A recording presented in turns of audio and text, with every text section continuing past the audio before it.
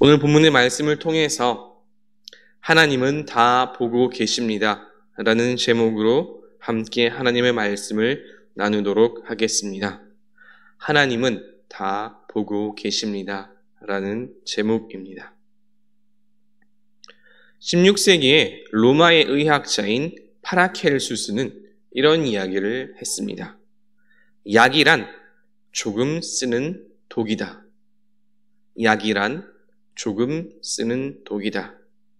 또 조선을 대표하는 의학서인 동의보감에도 이와 비슷한 이야기가 있습니다. 약과 독은 종이 한 장 차이인데 상황에 따라 또 사용하는 그 양에 따라 독이 약이 될 수도 있고 또 약도 독이 될 수도 있다고 합니다. 약과 독은 결국 같은 것이라도 어떻게 사용하느냐에 따라 달라질 수가 있다는 것이죠. 아무리 좋은 것이라도 경우에 맞지 않으면 혹은 너무 지나치면 독이 되는 것이고 또 독처럼 보일지라도 적재적소에 사용하면 약처럼 사용될 수도 있다는 것입니다. 왜 말씀서두에 갑자기 약과 독에 대한 이야기를 했을까요?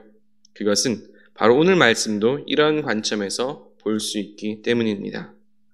오늘 말씀은 소발이 앞장의 욥의 대답에 대한 대답과 그 한탄에 대해서 책망하고 나아가 정죄하는 그런 이야기이죠.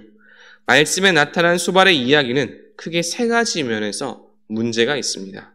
첫째, 그가 하는 말이 욥의 상황과 맞지 않다는 것입니다.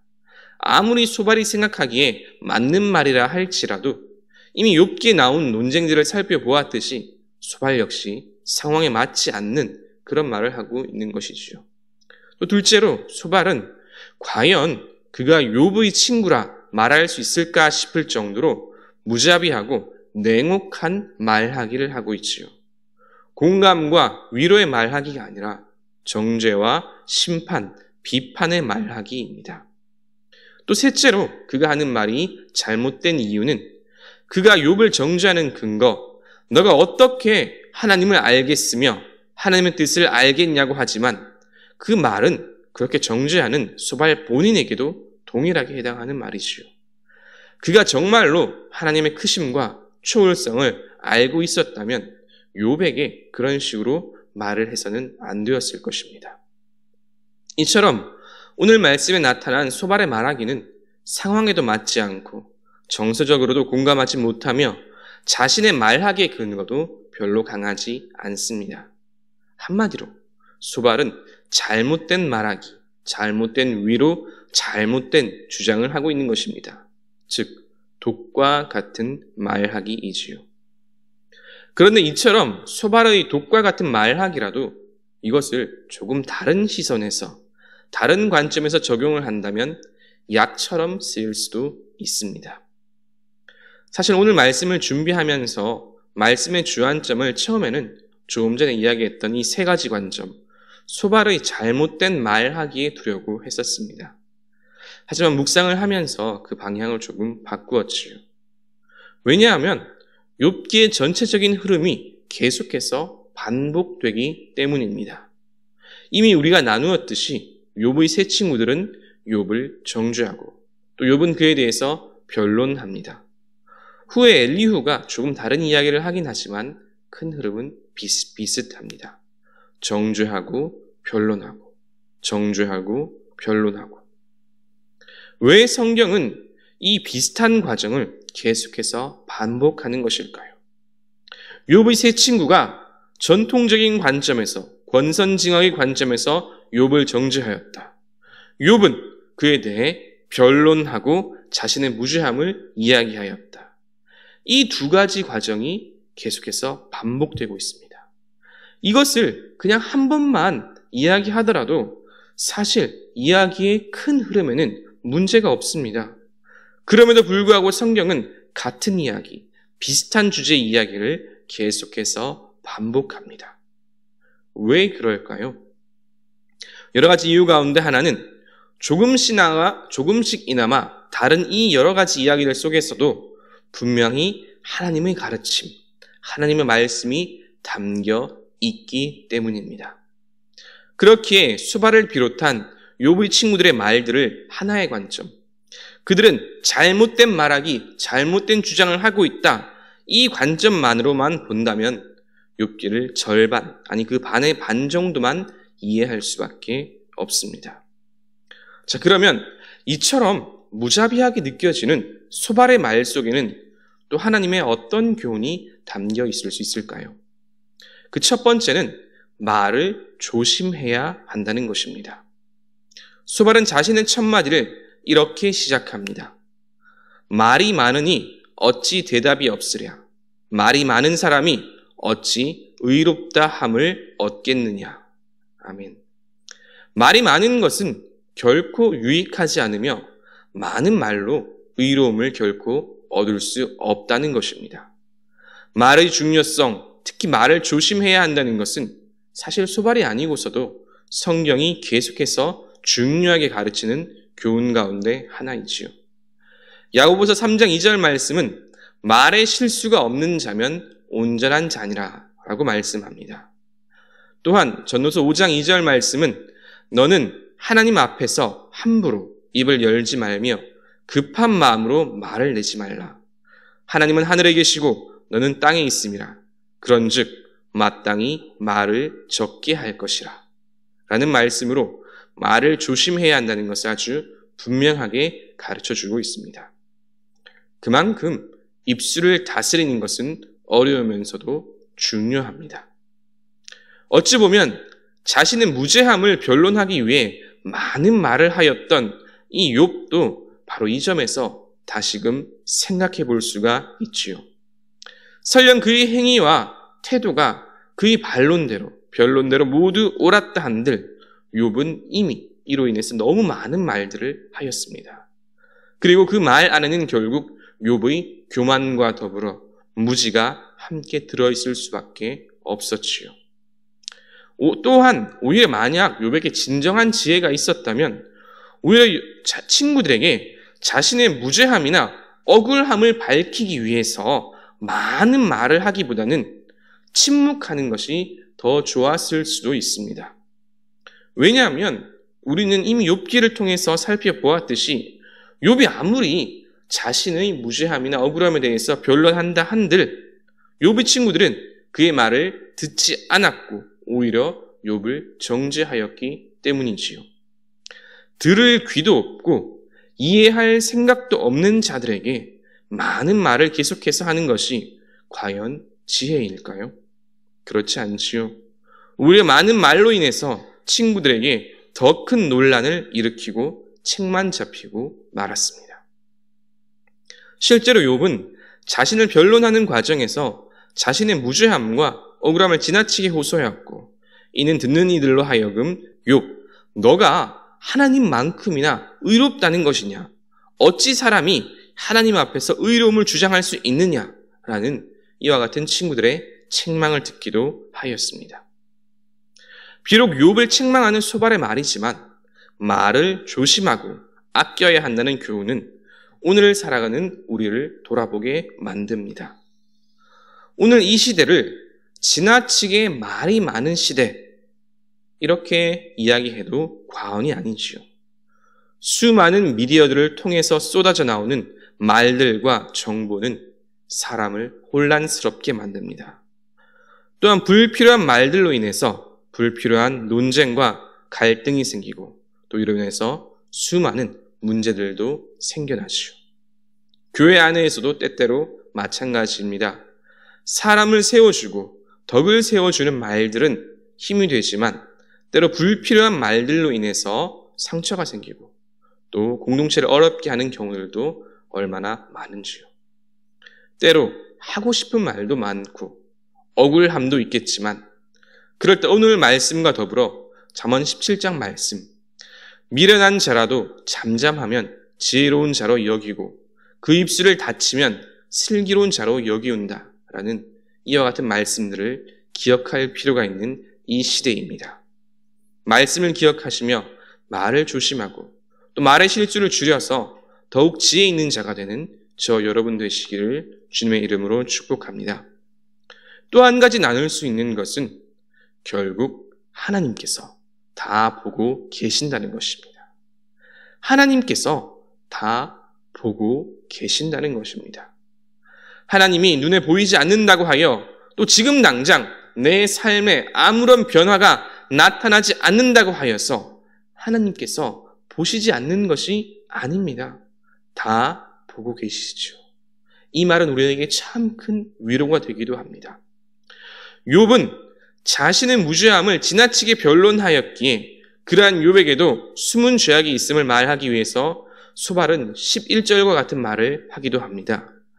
하나님은 허망한 사람을 아시나니 악한 일은 상관하지 않으시는 듯 하나 다 보시느니라. 사실 이렇게 말한 의도는 소발이 욥의 지나친 교만을 책망하기 위한 의도였습니다. 그러나 이 구절 자체만 볼 때에는 또 틀린 말도 아니지요. 이 역시 우리 그리스도인들이 반드시 진지하게 생각해야 하는 문제이기도 합니다. 오늘날 왜 이 세상이 이토록 타락하고 또 추악해졌을까요? 그것은 세상 사람들이 하나님이 계시지 않는다, 하나님이 보시지 않는다라고 생각하기 때문입니다. 나아가 어떤 이들은 설령 하나님이 계신다 한들 그분이 인간의 삶에는 관심이 없고 보시지도 않는다라고 생각하기도 하지요. 신존재의 윤리적 증명 가운데 이런 이야기가 있습니다. 인간이 악을 피하고 선을 추구하게 하기 위해서는 반드시 신이 존재해야 한다라고 합니다. 왜냐하면 절대적 신이 존재할 때 사람은 신에 대한 두려움을 느끼고 따라서 악을 피하고 선을 행하기 때문이라고 하지요. 쉽게 말해서 하나님께서 보고 계시고 선과 악, 그 무게를 달아보고 계신다라는 그 인식이 있을 때 사람은 악을 피하고 선을 행한다는 것입니다. 하지만 오늘날 사람들은 이러한 신인식, 하나님에 대한 생각이 없기 때문에 애초에 없지요. 그렇기에 자기중심적이며 이기적이며 탐욕적인 삶의 행태를 보이고 있는 것입니다. 그런데 때로는 우리 그리스도인들 가운데에도 이러한 생각을 가지신 분들이 계십니다. 내가 하나님을 믿고 예수님도 믿지만 하나님은 내 삶에 관심이 없는 것 같다. 내 삶에는 별로 주목하고 있지 않는 것 같다 라고 생각하는 분들이 계십니다. 나아가 내가 어떻게 살아도 하나님은 나에게 상관하지 않으실 것이다 라고 생각하기도 합니다. 과연 그럴까요? 사실 억울함과 악에 바친 욥 역시 욥기 30장 20절에서 이렇게 말하기도 했습니다. 주님, 내가 주님께 부르짖어도 주님께서는 내게 응답하지 않으십니다. 내가 주님께 기도해도 주님께서는 들은 채도 하지 않으십니다. 라고 욥도 이렇게 기도하기도 했지요. 때때로 침묵하시는 하나님께 대한 우리의 기도도 이와 비슷할 때가 있습니다. 그러나 정말 그럴까요? 정말 하나님께서는 우리의 삶을 보시지 않고 아무런 관심도 없을까요? 그렇지 않지요. 그렇지 않습니다. 하나님은 다 보고 계시는 줄로 믿으시길 바랍니다. 우리의 생각과 행위, 모든 것들을 다 보고 계시며 달아보고 계십니다. 우리의 삶과 고민을 두고 하나님 앞에 기도할 때 하나님은 우리의 기도를 들으시고 하나님의 선하신 일을 계속해서 하십니다. 또한 동시에 우리가 하나님의 뜻과 달리 나의 생각, 나의 욕심을 따라 살아간다면 모든 것을 보시는 하나님께서 우리의 삶에 경고와 징계의 말씀을 하십니다.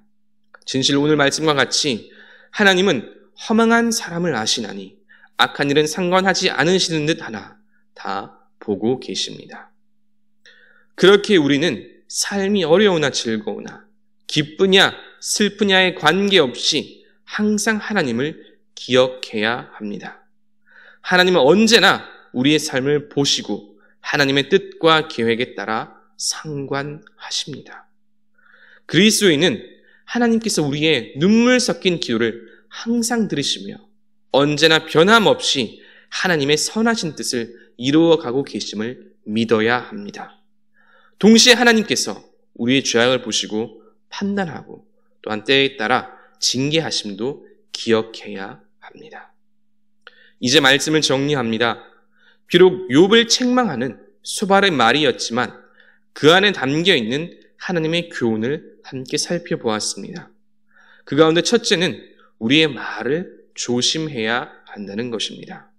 많은 말은 필연적으로 실수와 오해를 불러일으키고 그로 인해 불필요한 갈등과 문제가 생길 수도 있습니다.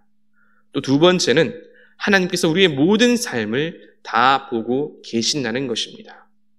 현대 그리스도인이라면 때때로 우리의 믿음이 연약해져서 내가 어떻게 살든지 하나님께서 과연 내 삶을 보고 계시며 상관하실까 하는 그런 생각이 드는 순간도 있습니다. 그러나 그 모든 순간에도 하나님은 우리의 삶을 보고 계십니다. 삶의 고난 가운데 눈물 어린 기도를 할 때에도 또 반대로 욕심에 빠져서 하나님께서 기뻐하지 않는 일을 하는 그 순간에도 하나님은 다 보고 계십니다. 말씀을 생각하시며 언제나 하나님을 기억하고 하나님의 뜻을 따라 살고자 힘쓰는 저와 여러분 되시기를 주님의 이름으로 축복합니다. 아멘. 이 시간 말씀을 생각하시면서 찬송가 342장 함께 찬양 올려드리겠습니다.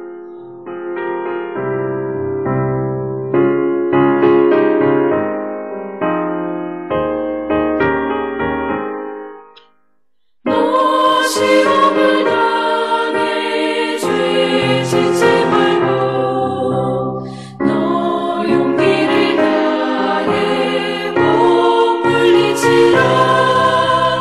너 시험을 이겨 새 힘을 얻고 주 예수를 믿어 늘 승리하라. 우리 구주의 힘과 그의 위로를 빌라. 주님 내 편에 서서 항상 도우시리. 내 친구를 삼가 잘 선택하고 너백을 삼가 늘 조심하라. 너 열심을 다해 늘 충성하고 온 정성을 다해 주 봉사하라. 우리 구주의 힘과 그의 위로를 빌라. 주님 내 편에 서서 항상 도우시리.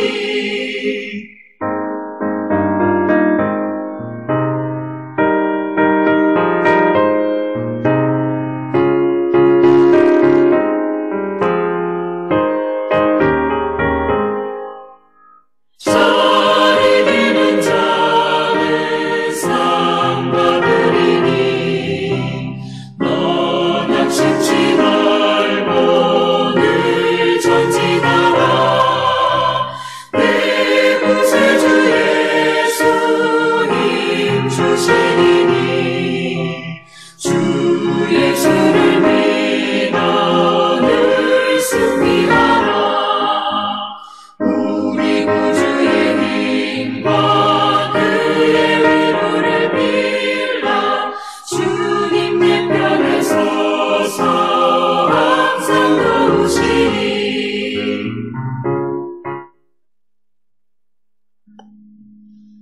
이제는 우리를 구원하신 우리 주 예수 그리스도의 은혜와 아버지 하나님의 크신 사랑과 언제나 함께 하시며 동행하시는 성령 하나님의 교통하심이 이제 하나님을 기억하며 다 보고 계신 하나님 앞에서 하나님께서 기뻐하시는 삶을 살고자 결단하고 다짐하는 모든 주의 자녀들과 그 삶 위에 이제로부터 영원토록 함께 하시길 간절히 축원하옵나이다.